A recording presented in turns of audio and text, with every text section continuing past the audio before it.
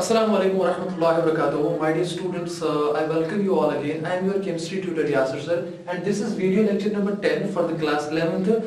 We are discussing the chapter equilibrium, and in the previous video lecture we had discussed the relationship between Kp and Kc, means the relationship between the equilibrium constant in terms of partial pressure and equilibrium constant in terms of molar concentration. And my dear students, we had come at the conclusion that the relationship between Kp and Kc is in the form of this equation, which is a very important equation. I'm going to put star on it. This is very important equation for the exam perspective. The relationship is that Kp is equivalent to Kc R into T raised to the power delta n, where Kp is the equilibrium constant in terms of partial pressures of a reversible gaseous reaction.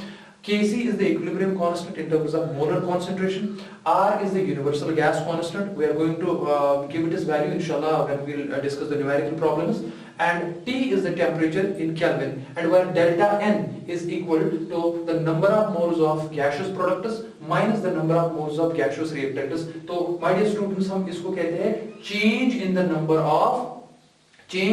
of gaseous substances involving in a particular reaction. I'm going to repeat this thing again, that in a chemical reaction, when you will see that on the reactant side how many number of moles are there, and on the product side how many number of moles are there, you have to simply do the difference, number of moles of products minus the number of moles of reactants. So whatever will be the value there, that will be the delta N. So delta N here actually represents the number of moles of gaseous products minus the number of moles of gaseous reactants, that is Np minus Nr. Now important thing that you have to understood is that from this equation we are going to discuss the three cases. The case number first,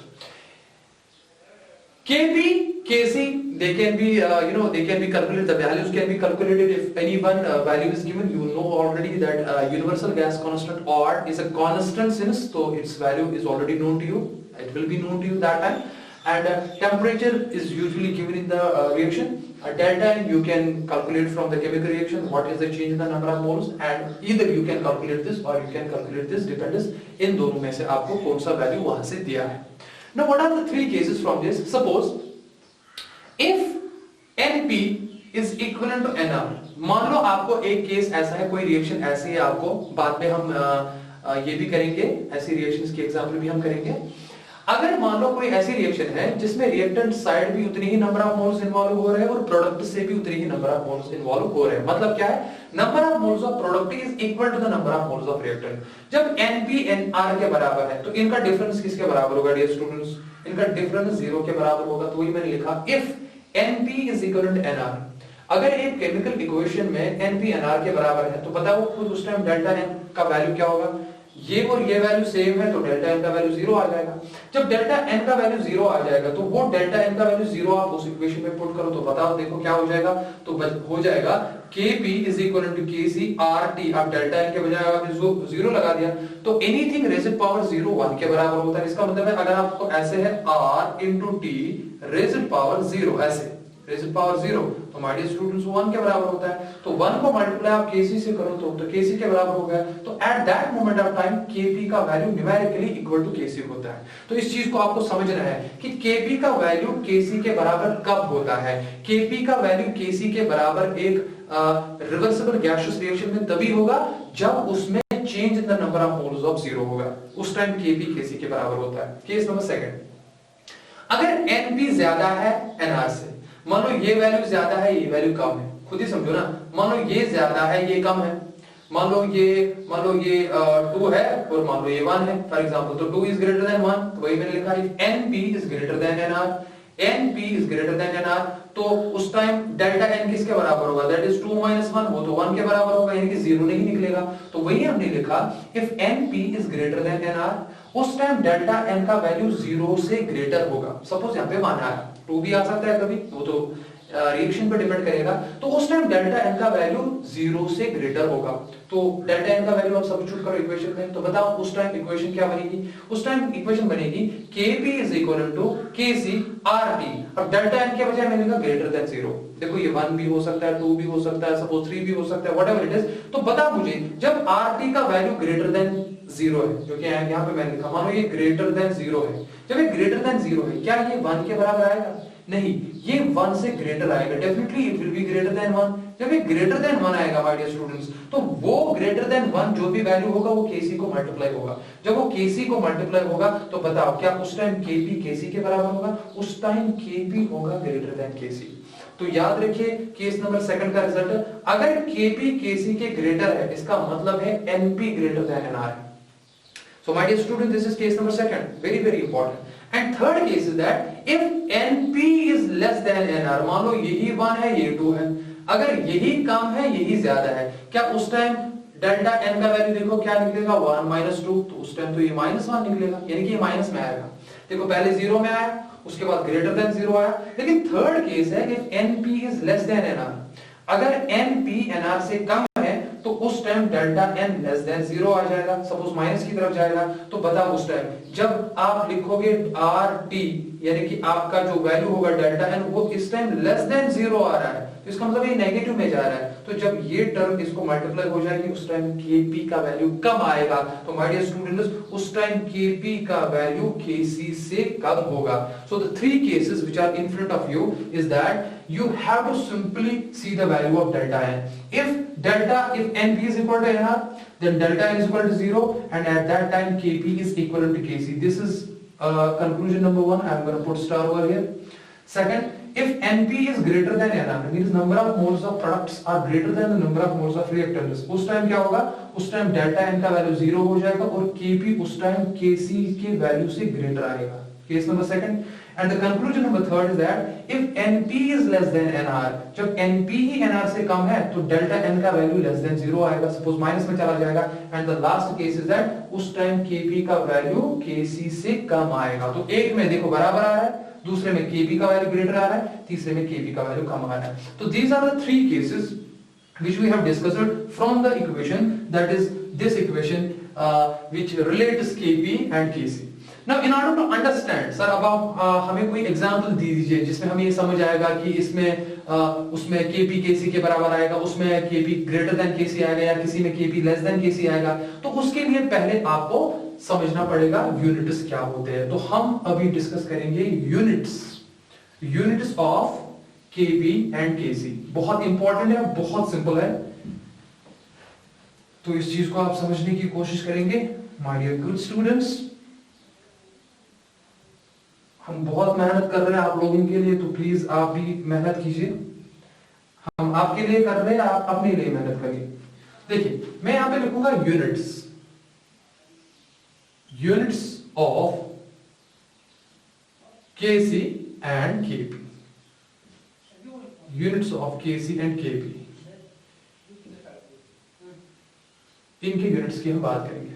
देखिए मैंने आपको पहले ही कहा, मान लो अगर मेरे पास एक general reaction है A moles of A plus B moles of B gives X moles of X plus Y moles of Y। देखो मान लो ये क्या है, ये एक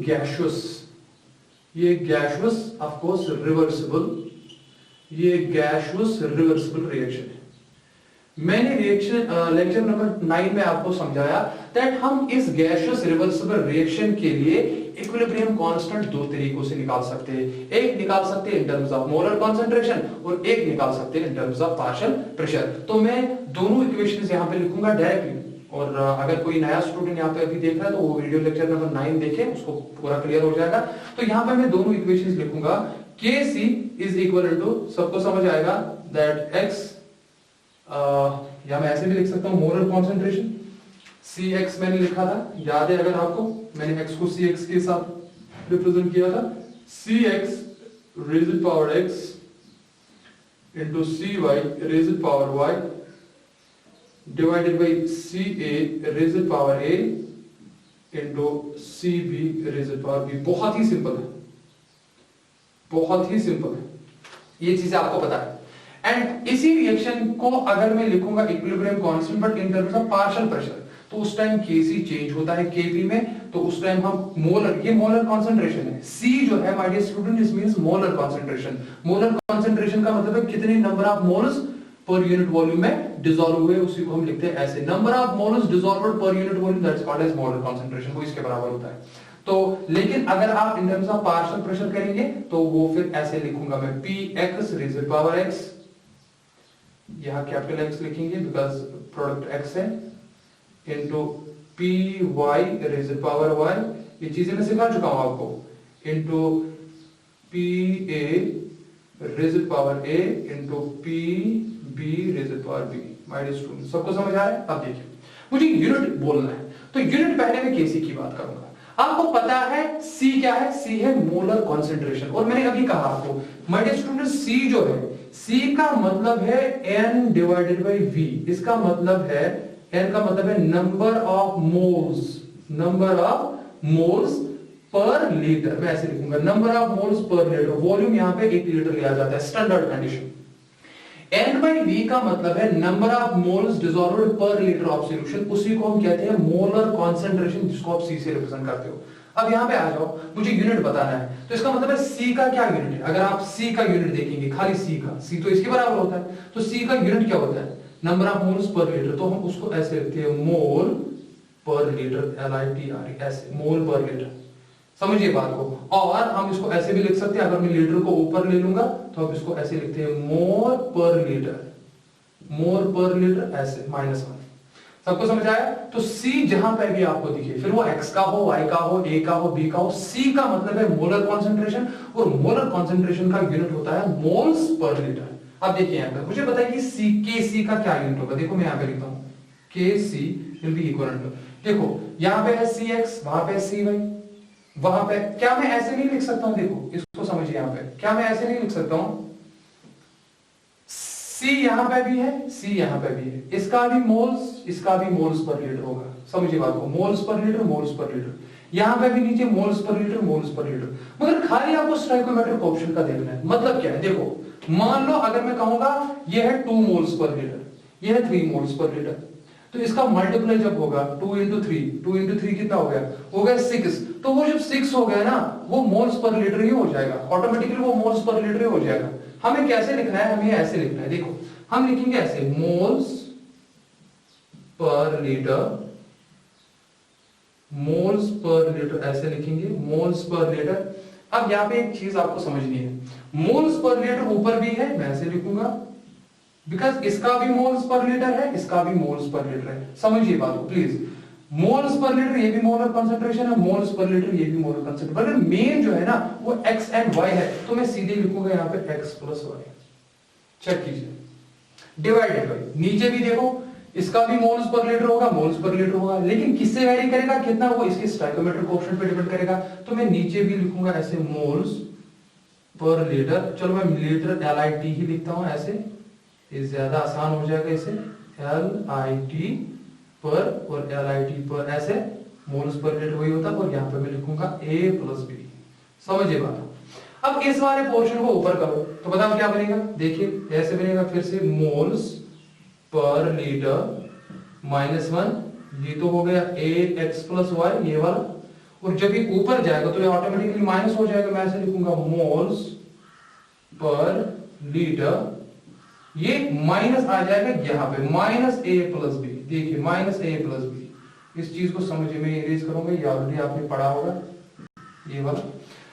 अब देखो बेसिस आर सेम, पावर से भी सिंपली एडेड, तो क्या होगा? Therefore Kc will be equal to moles per litre.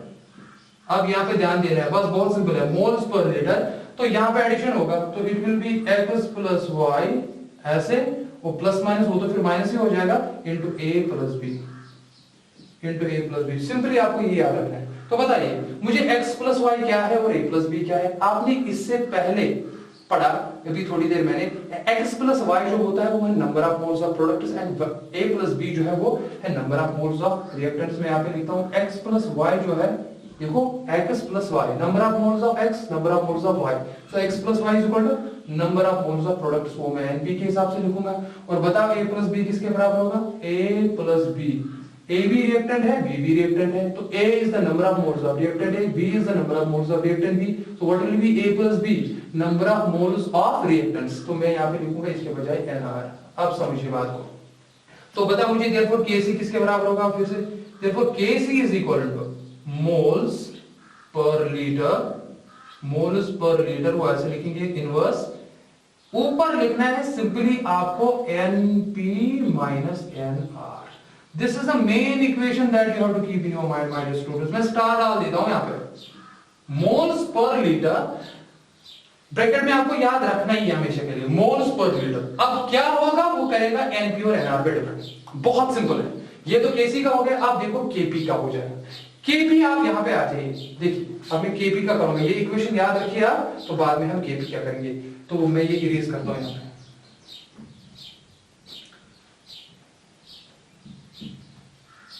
देखिए ये इक्वेशन मैं ऊपर लिख के रखता हूं। Kc के लिए अगर आपको यूनिट निकालना होगा तो क्या है general formula, moles per litre, ऊपर लिखेंगे NP माइनस NR यानी कि डेल्टा है। ये इक्वेशन आप याद रखेंगे, वेरी इंपॉर्टेंट। तो मैं यहां पर इसको एरो से डाल देता हूं। अब मुझे बताओ, अब मुझे Kp का यूनिट लेना है, लेकिन Kp का यूनिट लेने से पहले यहां पे प्रेशर आता है।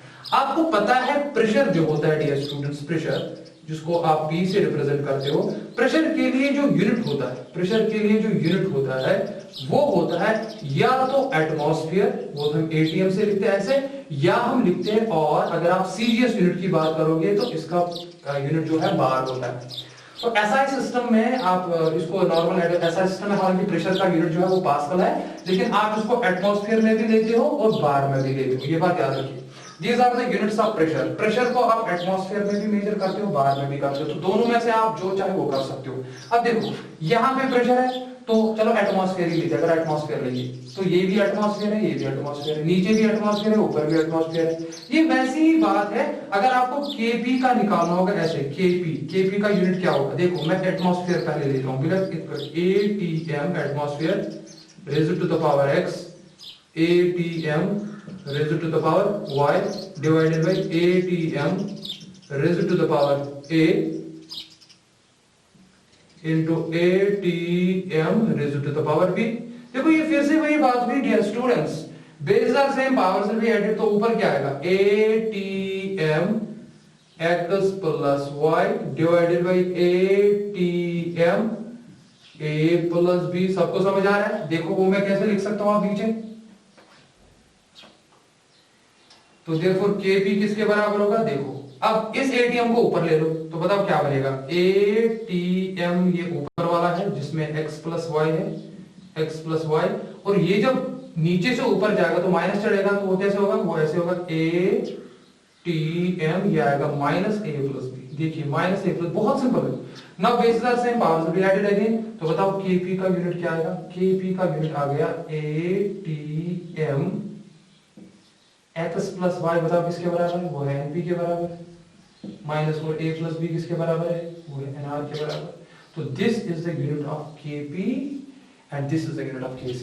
और दूसरी बात, अगर आपके पास इन टर्म्स ऑफ बार लिखेंगे तो उस टाइम सीधे लिखेंगे आप Kp इज इक्वल टू बार, और ऊपर से लिखेंगे NP minus NR। I hope it is clear, बहुत इंपॉर्टेंट कॉन्सेप्ट पढ़ा रहा हूं। तो यूनिट क्या होगा, अब एक इक्विलिब्रियम कांस्टेंट का, अगर आप in terms of molar concentration उसको दिखा रहे हैं तो moles per litre NP minus NR।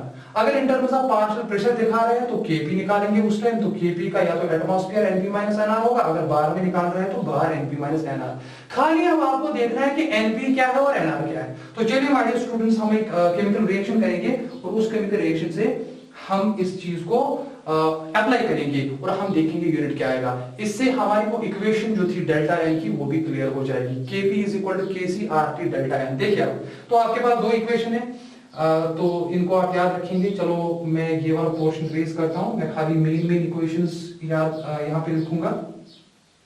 एक इक्वेशन आपके पास ये है यूनिट की, दूसरी इक्वेशन आपके पास ये है। मैं आप ऐसे लिखूंगा, या तो एटीएम या तो बार और बार, या तो एटीएम या तो बार एंड एनपी माइनस एनआर। देखिए अब मैंने दो ही इक्वेशन यहाँ पे इनको कंडेंस किया। देखिए तो these are the two equations, very very important. Star डाल देता हूं मैं यहाँ पे, मैंने स्टार डाल दिया, इसका मतलब है बहुत इंपॉर्टेंट है। अब देखिए, अब एक आप रिएक्शन देखेंगे, हम तीनों वाला केस करेंगे जो पहले दिखाया था। When NP is equal to NR, उस टाइम डेल्टा N 0 होगा।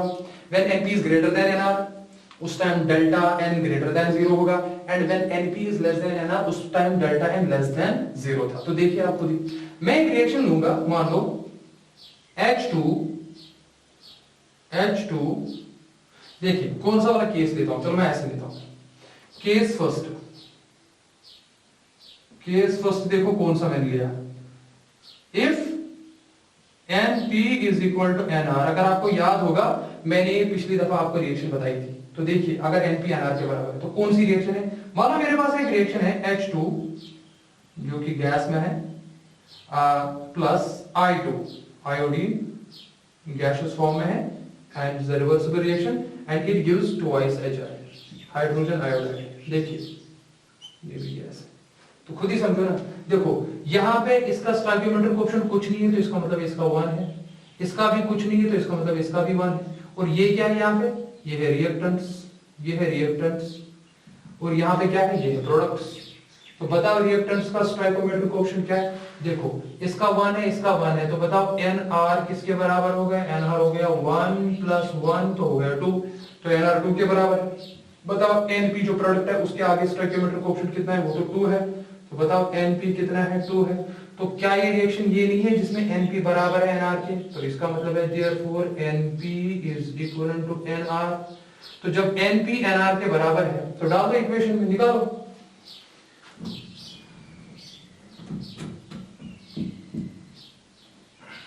देखिए जब NP NR के बराबर है तो बताओ मुझे Kc इस रिएक्शन के लिए बताओ Kc क्या आएगा, Kc will be equivalent to, sorry Kp will be equivalent to, निकालो ना Kp किसके, अच्छा Kc यूनिट निकालेंगे, सॉरी हम यूनिट निकालेंगे, तो निकालो यूनिट Kc, तो देखो unit Kc is equal to, unit की मैं बात कर रहा हूँ, तो बताओ Kc किसके बराबर होगा, Kc बराबर होगा, मैं सीधे लिखूंगा मोल्स पर लीटर -1 तो है ही, ये तो आपको याद रखना है।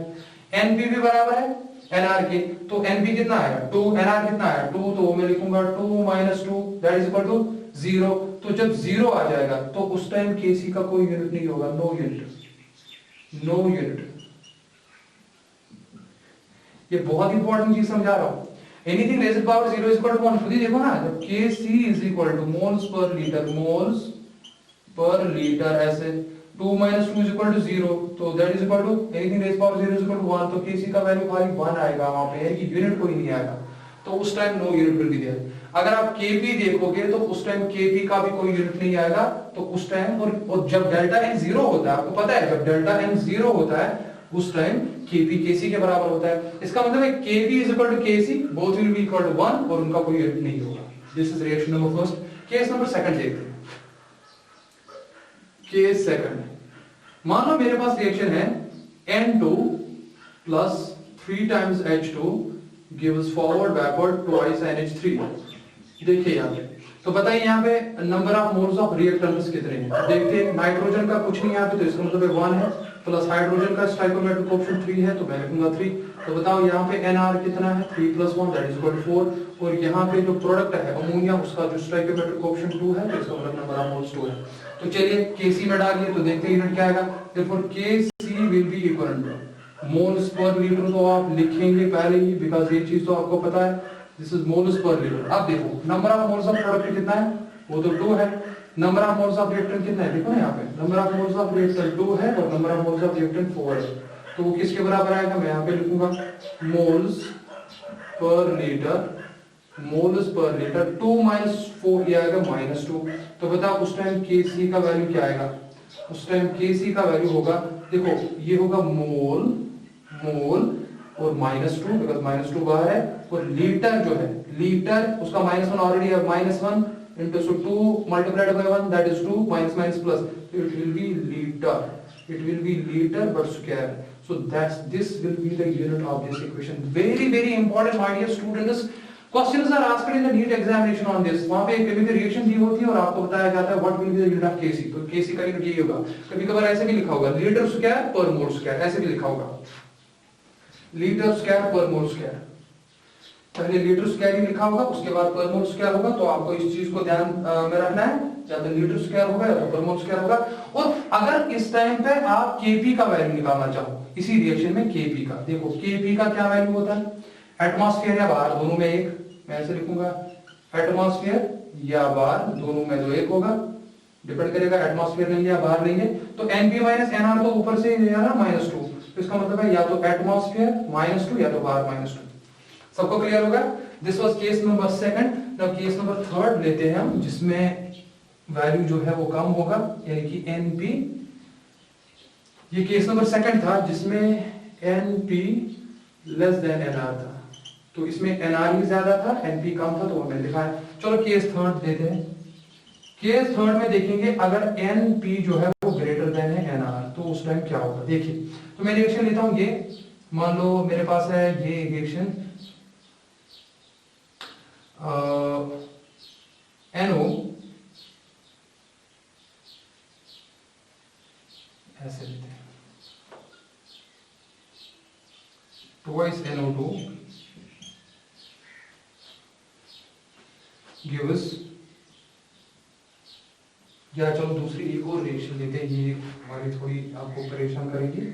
आप ये लेंगे PCl5, ये गैस होता है, ये डिकम्पोज होके PCl3 प्लस Cl2। देखिए PCl5, PCl3 और 2 प्लस PCl5। देखो यहाँ पे देखो नंबर ऑफ मोल्स ऑफ, ये रिएक्टेंट है, ये प्रोडक्ट है। देखो NR कितने हैं, इसका कुछ नहीं, यहाँ पे 1 है तो NR 1 है, और यहाँ पे भी कुछ नहीं, इसका मतलब 1 है, इसका भी 1 है। तो बताओ NP किसके बराबर हो गया, 1 + 1 दैट इज इक्वल टू 2। यहाँ पे 1 है तो N + 1 = 2। इसका मतलब है NR कम है, NP ज्यादा है, NR कम है, NP ज्यादा है। तो उस टाइम बताओ Kc किसके बराबर होगा, देखो खुद ही। therefore Kc will be equivalent to moles per liter। अब देखो NP माइनस NR, बिकॉज ये इक्वेशन, NP कितना है, NP 2 है, NR कितना है, 1 है, तो वो कितना है 1, तो इसका मतलब है मोल पर लीटर, मोल पर लीटर। तो यहाँ पे 1 ही है, तो इसका मतलब यही आएगा, मोल 1 लीटर 1 हो जाएगा उसका, तो ये इसका आंसर हो जाएगा। और अगर आप केस P की बात करेंगे तो Kp will be equal to इधर एटमॉस्फेयर या बार, तो दैट इज 2 - 1, तो that is equal to atmosphere या बार Cp1, तो उसका ये होगा। तो my dear students, this was all about video lecture number 10, जिसमें हमने यूनिट्स भी सीखे और डिफरेंट केसेस हमने पढ़े। तो इंशाल्लाह we are going to meet in the video lecture number 11, जिसमें हम और नई चीजें सीखेंगे। टिल देन फी अमानिल्लाह एंड अस्सलाम वालेकुम व रहमतुल्लाहि व बरकातहू।